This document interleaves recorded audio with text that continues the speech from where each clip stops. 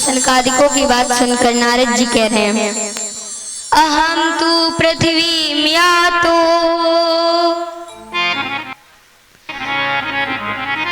ज्ञात्वा सर्वोत्तमामिति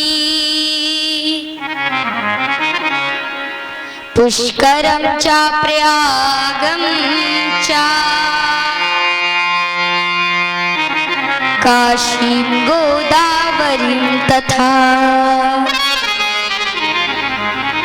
नारद जी कह रहे हैं, मैं पृथ्वी को श्रेष्ठ मानकर सभी तीर्थों में गया, भारत के पुष्कर, प्रयाग, काशी आदि सभी तीर्थों में गया, किंतु मेरे मन को कहीं शांति नहीं मिली। क्यों नहीं मिली? सनकादिकों ने पूछा क्यों नहीं मिली? नारद जी बता रहे हैं कि ना कहीं सत्य है और ना कहीं दया है, ना पवित्रता है और ना ही दान की दावृत्ति है, और जितने भी कल्याण करने के साधन हैं उन्हें लोगों ने अपने पेट भरने का उपाय बना लिया है।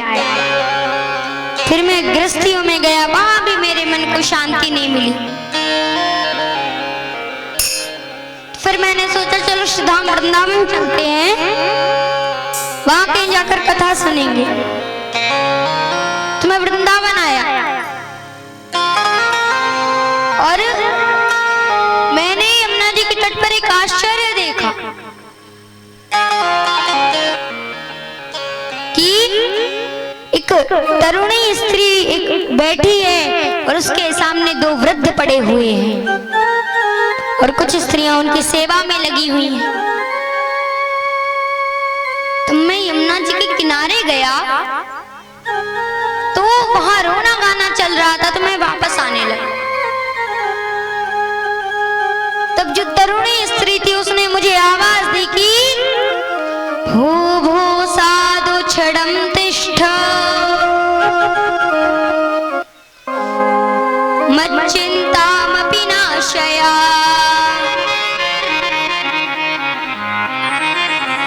दर्शनम तव लोकस्य सर्वथा गहरम परम।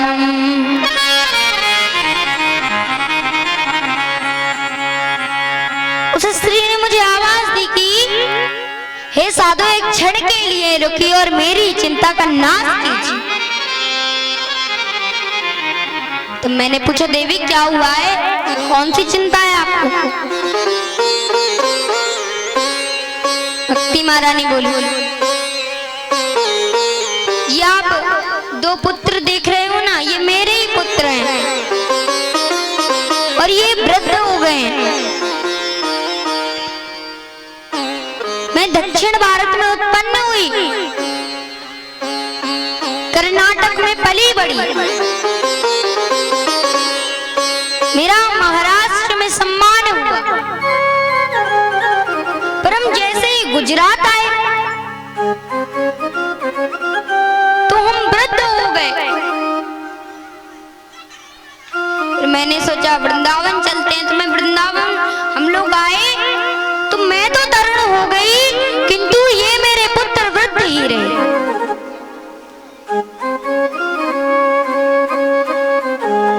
आप कुछ कीजिए जिससे ये फिर तरुण हो जाएं। तो नारद जी बोले काम करो ना कि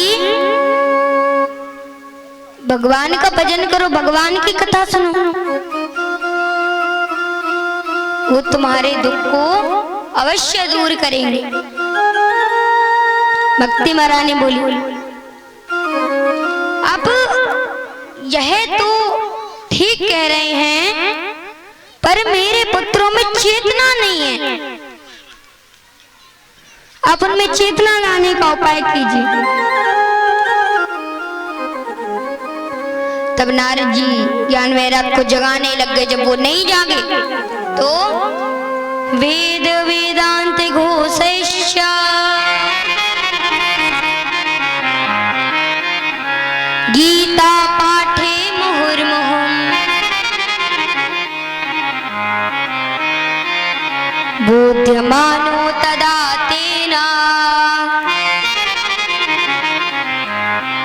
कथमचित् क्षुतितो बलात्। नारद जी ने बार बार वेद वेदांत का पाठ सुनाया, तब भी उनमें चेतना नहीं आई। तो वह चिंतित हो गए, भगवान का चिंतन करने लगे। इससे हमें ये सीख मिलती है कि जब भी हमें कोई चिंता हो तो आप वो चिंता को हटाकर भगवान का चिंतन कीजिए। भगवान आपके दुख दूर जरूर करेंगे। अब जब वो चिंतन करने लगे भगवान का, तब आकाशवाणी हुई कि नारद जी, आपका परिश्रम जब सफल होगा जब आप सत्कर्म करेंगे, और सत्कर्म आपको संत बताएंगे। अब ये कह दिया आकाशवाणी ने। अब नारद जी ने सोचा कि आकाशवाणी ने कहा है, कम से कम बता तो दे दी कि सत्कर्म क्या है, और ये देवी को कौन बताएगा। नारद जी बता रहे हैं कि मैं सत्कर्म को खोजते खोजते मैं कई संतों के पास गया। किसी के शिष्यों ने कह दिया कि अरे अभी उनका मौन है, अभी वो बात नहीं कर पाएंगे। किसी ने कुछ कह दिया कि सो रहे हैं, किसी ने कुछ। तब मैं ब्रह्म ऋषियों का पता पूछते आपके पास आया। मेरी बड़ी कृपा हुई कि आज मुझे आपके दर्शन हुए। अब आप मुझे ये बताइए कि भक्ति कह रही थी कि मेरे ज्ञान वैराग को फिर तरुण कीजिए, तो तरुण करने का उपाय बताइए।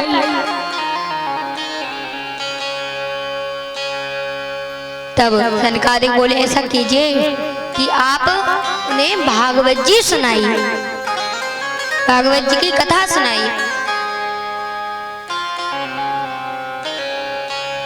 तो इन्होंने कहा नारद जी ने कि भागवत जी का तो मैंने विधिवत अध्ययन किया है।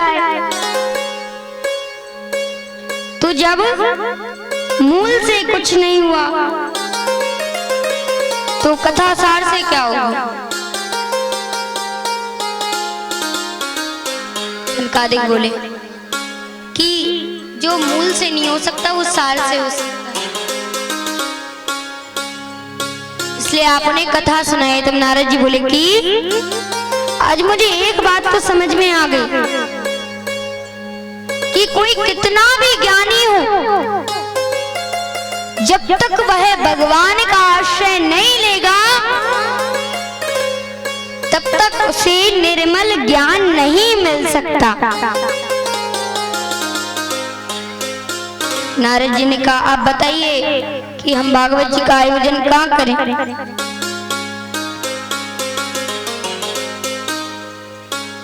बोले कि हरिद्वार के समीप एक आनंद तट है, वहां सुंदर रेत बिछी हुई है, संत भी रहते हैं, आप आयोजन कीजिए। अब इस चर्चा को संतों ने सुन लिया तो तीनों लोक में प्रचार कर दिया। जितने भागवत जी सुनने के इच्छुक थे सभी आए।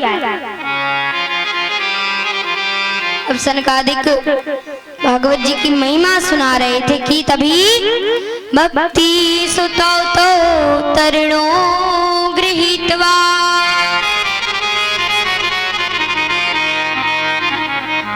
प्रेमे करूपा सहसा विराशी श्री कृष्ण गोविंद हरे मुरारे नाथेति नामानि मुहुर्वदन्ति।